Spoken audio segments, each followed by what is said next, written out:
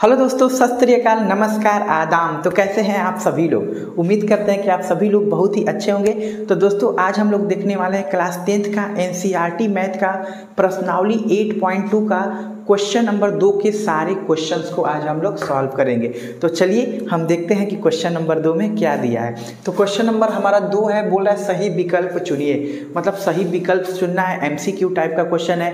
और सही विकल्प हम तभी चुन सकते हैं जब हमें सही आंसर का पता हो, और सही आंसर हमें तभी पता हो सकता है जब हम क्वेश्चन को सॉल्व कर पाएंगे। तो चलिए देखते हैं कैसे सॉल्व किया जाएगा। तो हमारा जो पहला क्वेश्चन है क्वेश्चन 2 का, वो बोल रहा है 2 tan 30 अपॉन बटा में 1 प्लस tan स्क्वायर 30, और ऑप्शन दे रखा है साइन 60, कॉस 60, tan 60, साइन 30। मतलब जो हमारा आंसर है वो साइन कॉस tan के फॉर्म में है। तो उससे घबराना नहीं है, क्वेश्चन एकदम ईजी है और एकदम ही मज़ेदार तरीके से बनाया जाएगा। तो सबसे पहले आपको क्या करना है, 2 लिख लेंगे। यहाँ पे कोई साइन नहीं है, मतलब मल्टीप्लाई का साइन होता है। tan 30 अंश का मान होता है 1/√3 लिख लेंगे, बटा का निशान लगा देंगे, 1 हो गया, प्लस tan 30 अंश का मान होता है 1/√3 और स्क्वायर है तो हम लोग क्या कर देंगे, स्क्वायर कर देंगे। ठीक है, तो यहाँ तक तो आपको समझ में आ गया होगा। अब क्या करना है, कुछ कट नहीं रहा है तो ऊपर का ऊपर मल्टीप्लाई हो जाएगा, 2 एक कम 2 बटा में √3 हो जाएगा। नीचे आते हैं, नीचे हमारा 1 हो जाएगा, प्लस स्क्वायर है तो 1 का स्क्वायर 1 और √3 का स्क्वायर 3 हो जाएगा। जब कोई भी चीज़ हमारा रूट में होता है और उसका स्क्वायर करते हैं तो रूट कट जाता है और जो अंक होती है अंदर, उस अंक को या संख्या को लिख लिया जाता है। तो ऐसे लिख लिए। अब यहाँ पे आपको क्या सोचेंगे, क्या करना है, ऊपर तो कुछ नहीं सॉल्व होगा तो ऊपर वैसे ही लिख लेंगे। तो यहाँ पे लिख लेते हैं 2/√3 और नीचे देखिए ये सॉल्व हो जाएगा। यहाँ पे एलसीएम लेके इसको सॉल्व कर देंगे। तो एलसीएम ले लेंगे 3 और 1 का, तो हमारा कितना हो गया 3। 1 का 3 में भाग देंगे, 3 बार में जाएगा, 3 का 1 में गुणा कर देंगे 3, प्लस 3 का 3 में भाग देंगे, 1 बार में जाएगा और 1 का में गुणा करेंगे 1। तो हमारा यहाँ पे कितना बच गया, इधर लिख लेते हैं 2/√3। ठीक है, 2 में √3 हो गया, फिर ये बड़ा सा बटा हो गया हमारा, और ये हो गया 4/3। ठीक है, 4 में हमारा कितना हो गया 3 हो गया। अब देखिए आपको यहीं पे नहीं समझ में आता है कि इसके बाद कैसे सॉल्व किया जाए। एकदम सिंपल है, आसानी से समझ जाएंगे। देखिए एक हमारा है 2 में √3 और फिर बटा है, फिर है 4/3। इसको हम ऐसे भी लिख सकते हैं, कैसे, 2 में √3 बटा को मतलब डिवाइड का निशान लगा देंगे और 4/3। अब इसको सॉल्व करने का सिंपल फंडा क्या है, आपको डिवाइड को मल्टीप्लाई में करिए और यहाँ पे 3 रहेगा, डिवाइड को मल्टीप्लाई में करेंगे और इसको पलट देंगे, जो कटेगा उसको कटा देंगे। देखिए 2 से 2 कट गया, 4 2 बार में, 2 एकम 2, 2 दूना के 4, ऊपर 3 एकम 3 बचा और नीचे कितना बचा 2√3।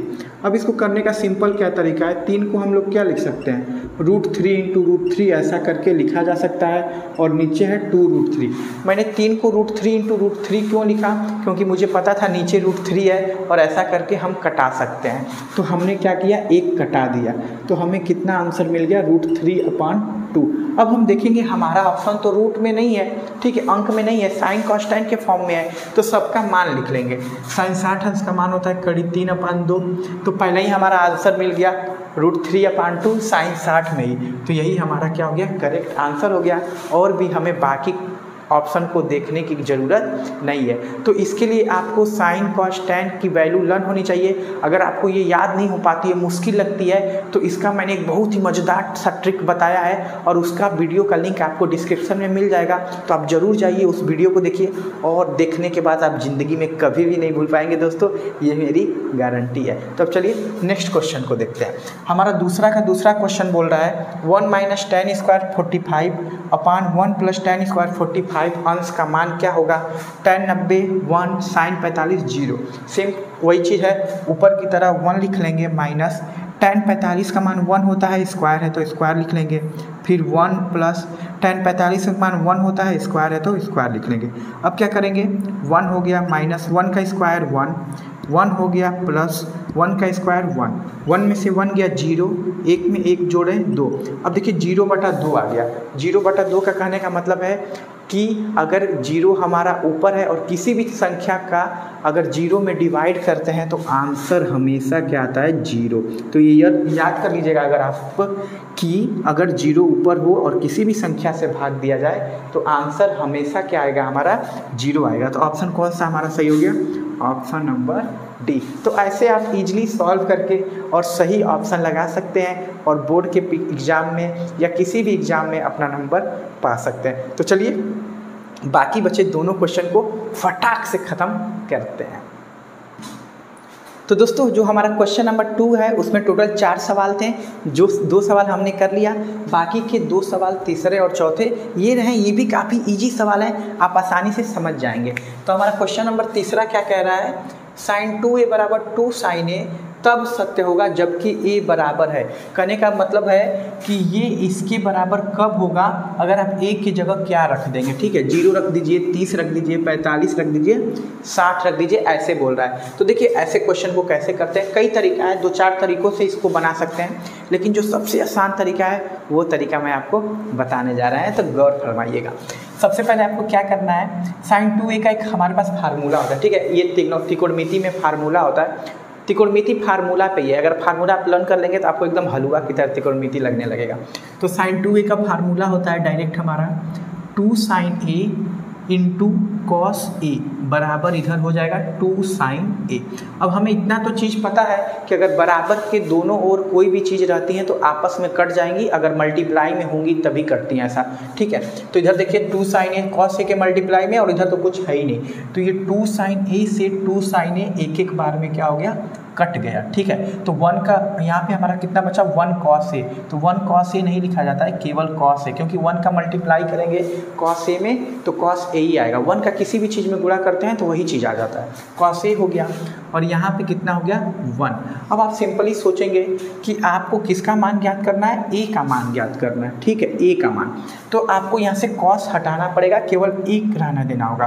तो ये आप लिख सकते हैं cos a, और cos 1 को कितने का मान लिख सकते हैं, cos 1 कितने का मान होता है, sin 0 का मान 0 होता है और cos 0 का मान 1 होता है। तो आप यहाँ पे क्या लिख लेंगे, 1 की जगह cos 0। मैंने ऐसा क्यों किया, cos हटाने के लिए, 0 अंश लिख लेंगे। अब ये देखिए cos से cos खत्म हो गया, a बचा, और a बराबर हमारा कितना आ गया, 0 अंश।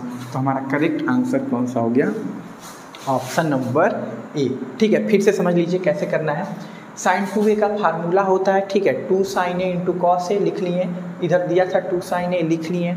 अब देखिए 2 sin a से 2 sin a ऐसे हम लोग कटा सकते हैं, बचा यहाँ पे cos a, एक बार में कटा, एक का किसी भी चीज़ में गुणा होगा वही चीज़ आ जाएगा, एक बचा। हमें a का मान चाहिए, यहाँ पे cos बैठा है, बोलेंगे cos भाई चलो यहाँ से हटो, कैसे हटाएंगे, थोड़ा तरीका होता है।